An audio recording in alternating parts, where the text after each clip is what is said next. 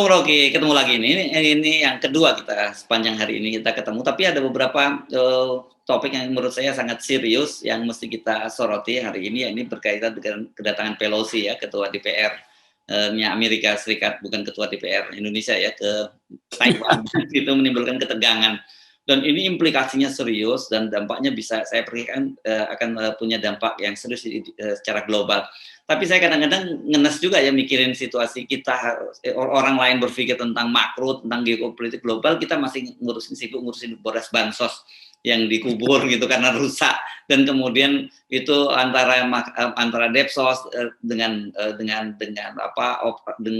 kontraktornya, dengan yang distribusinya saling berbantahan, ada polisi turun dan sebenarnya kita masih urusannya remeh-temeh gitu urusan bangsa ini. Itulah kepicikan dari para pemuja kekuasaan, pemuja rezim itu. Seolah Indonesia itu udah hebat karena itu nggak perlu lagi tinjau keadaan di luar negeri. Padahal yang paling rentan justru kita lihat bagaimana eskalasi itu akhirnya tumbuh terus di Cina Selatan dan di Selat Taiwan itu. Dan kita paham bahwa kalau Amerika mengirimkan seorang sebut aja petinggi dia itu artinya semacam ujian untuk perang diplomasi dulu dengan Cina itu. Dan Cina seminggu lalu saya baca udah kasih peringatan bahwa jangan sekali-sekali tiba di Taiwan, kan itu artinya menghina kedaulatan Cina daratan tuh. Tapi Amerika tahu bahwa menguji diplomasi itu memang mesti dengan sesuatu yang kontroversial tuh. Dan Nancy Pelosi ya terkenal cara dia bicara pun itu pasti akan ceplas-ceplos untuk memulai semacam kita sebut aja bunga-bunga menuju perang, memancing-mancing emosi Cina tuh. Dan kalau kita lihat keadaan hari ini kelihatannya Cina nggak mampu untuk meneruskan ancaman dia kan. Kan Cina bilang oke, kami akan siapkan sesuatu yang akan membuat orang, dia pakai istilah apa kemarin, orang akan lihat bahwa Cina itu nggak bisa diancam-ancam. Itu ditunggu tuh. Dan kalau kita lihat kekuatan militer, pasti kekuatan militer Amerika masih di atas Cina tuh. Apalagi Cina mengalami penurunan atau perlambatan ekonomi itu. Jadi sebetulnya Amerika paham betul bahwa kalau dia lalu lalang di atas Taiwan itu nggak akan ada satupun rudal Cina yang berani ke situ. Sebab bisa juga dia umpankan pesawat kosong di situ, lalu terjadi eskalasi internasional. Nah, kalau terjadi eskalasi internasional, Indonesia itu akan jadi pangkalan Amerika Serikat, akan dipaksa supaya beri kami pangkalan, karena itu diperlukan sebagai upaya untuk mendeteksi Cina itu. Nah, Amerika udah punya Singapura, punya Filipina tuh, dan itu cuman kira-kira 2 jam terbang sehingga tiba di ibu kota baru kita nanti tuh.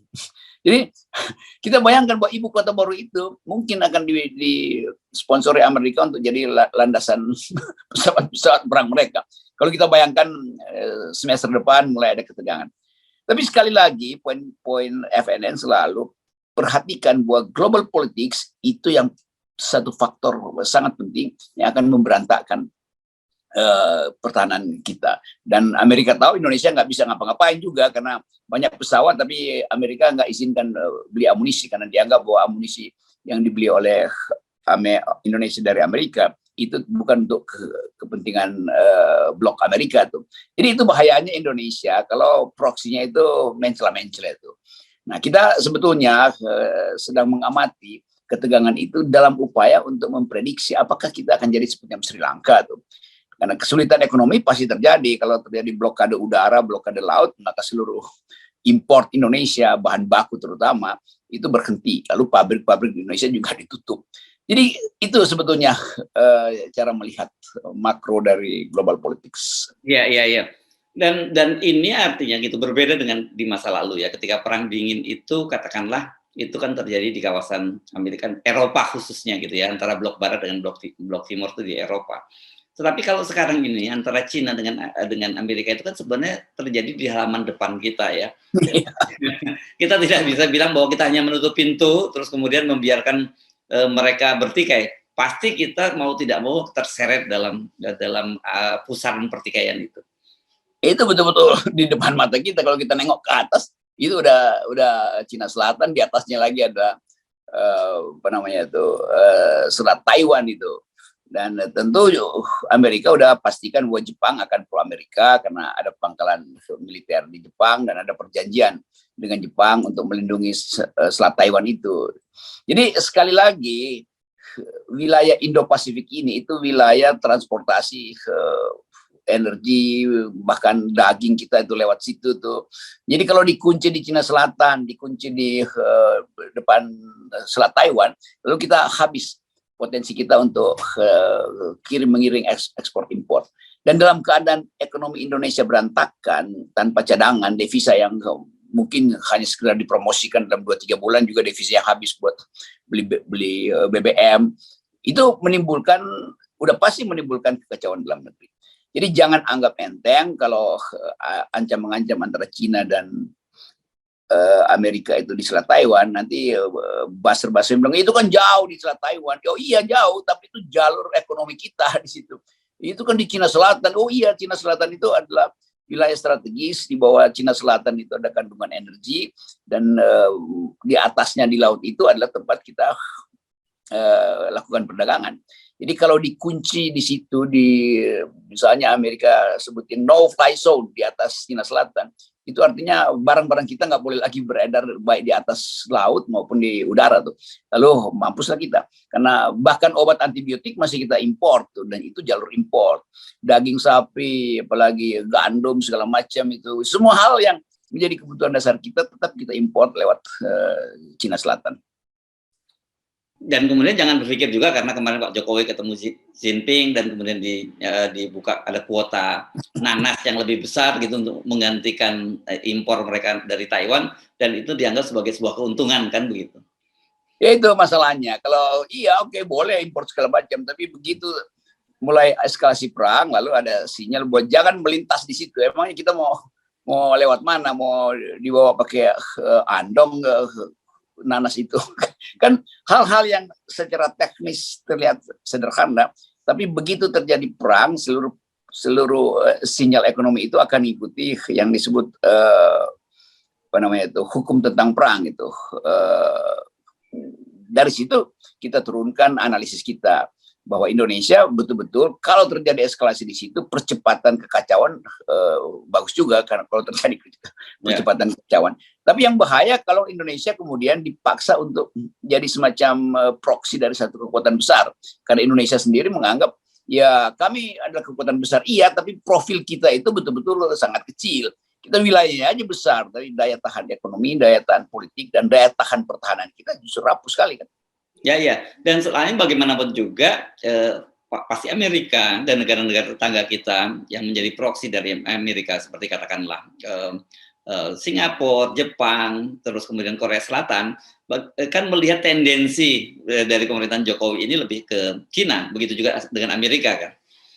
Ya itu yang akan jadi semacam alasan untuk memulai perang. Apa dalam hukum internasional disebut ius ad bellum, alasan untuk memulai perang.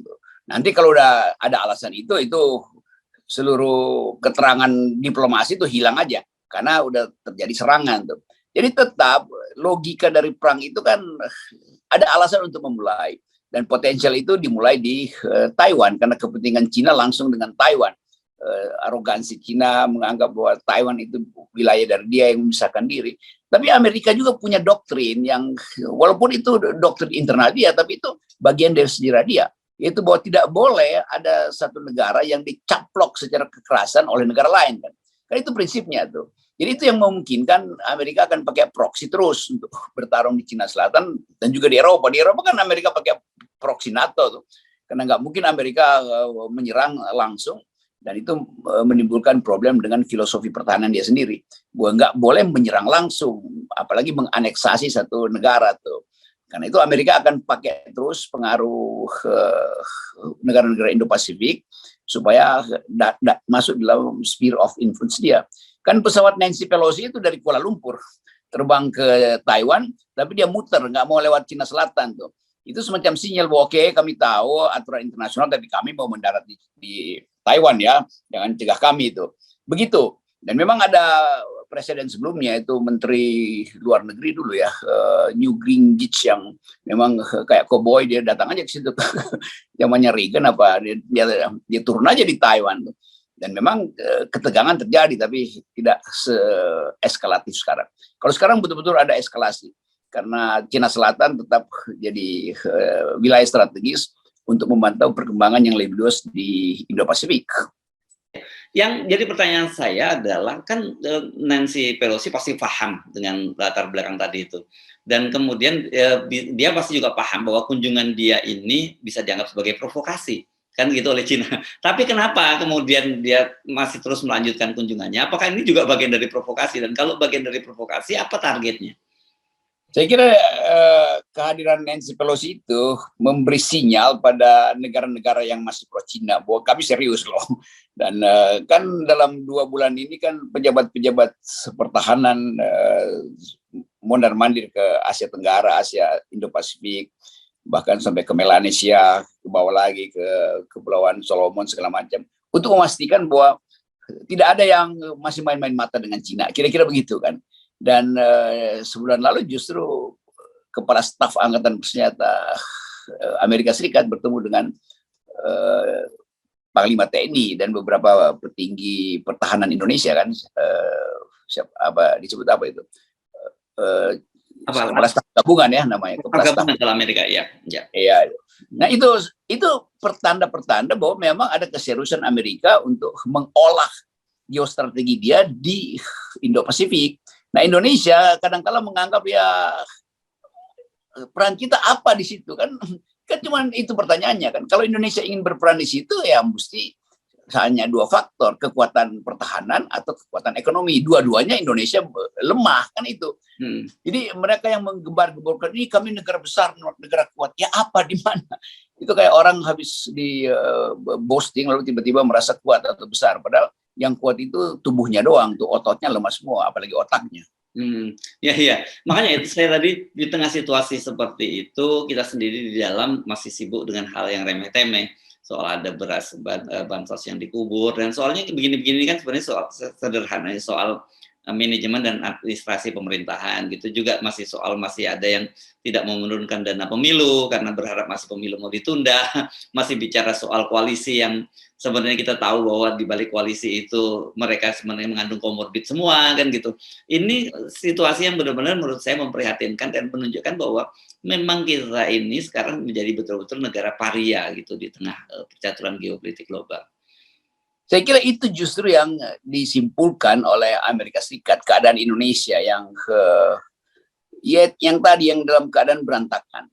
Dan itu artinya kira-kira mungkin udah 2-3 kali lipat intel CIA yang beroperasi sampai ke daerah, yang ingin pantau potensi keresahan. Jadi Indonesia udah dianggap sebagai negara yang punya liability besar dalam global politics tuh. Dan pasti sinyal-sinyal itu udah masuk ke Departemen Pertahanan atau Departemen CIA Amerika, lalu diolah di Diaplo sebagai sinyal diplomasi itu. Dan itu intinya tuh. Jadi jangan dianggap bahwa kesulitan ekonomi di Indonesia itu atau pertengkaran dalam negeri itu bukan faktor. Justru Amerika sebagai negara besar itu dia pasti ingin tahu potensi keresahan di Indonesia apa sih. Nah itu dengan cepat kalau dirumuskannya itu sebaiknya udah kita hentikan aja dukungan pada Indonesia tuh. Lalu mulai diproses bagaimana cara Presiden Jokowi diturunkan sebelum 2024. Itu semua hal yang sangat mungkin terjadi. Karena semua perubahan politik di Indonesia itu selalu ada intervensi Amerika Serikat. Dari 65, bahkan dari kemerdekaan Indonesia itu ada intervensi Amerika Serikat. Lalu perubahan politik di tahun 65 itu ya, CIA beroperasi di Amerika. Jatuhnya Pak Harto juga akibat dari tekanan politik global Amerika pada negara-negara yang tadinya masih ingin menyelamatkan Indonesia. Jepang itu ditekan oleh Amerika supaya stop membantu Indonesia. Jadi pola itu ada di kita, karena kita lemah maka akan dikendalikan. Itu sebetulnya pelajaran supaya masyarakat, terutama para pendukung rejim itu memahami global politics, belajar tentang global politics. Jangan sekedar hoax lalu lempar isu lalu kepung orang dengan menjelek-jelekkan biodatanya, kan sering kali begitu nih. Ya. Si bodoh-bodoh ini. Oke, kita harus terus amati perkembangan di Taiwan, di antara Cina dan Taiwan ini, dan juga dengan Amerika. Jangan dianggap bahwa ini bukan urusan kita gitu, Bu. Karena Ya, itu pentingnya. penting untuk memahami soal itu. Oke, terima kasih Bung Rocky, dan saya kira agar kita punya Lagi-lagi. ya, pemimpin pasti 0% untuk mendapatkan Harus. yang paham geopolitik global, harus paham itu ya. Kalau enggak harus lewat 0%, harus. Oke, thank you Bung Rocky. Ya.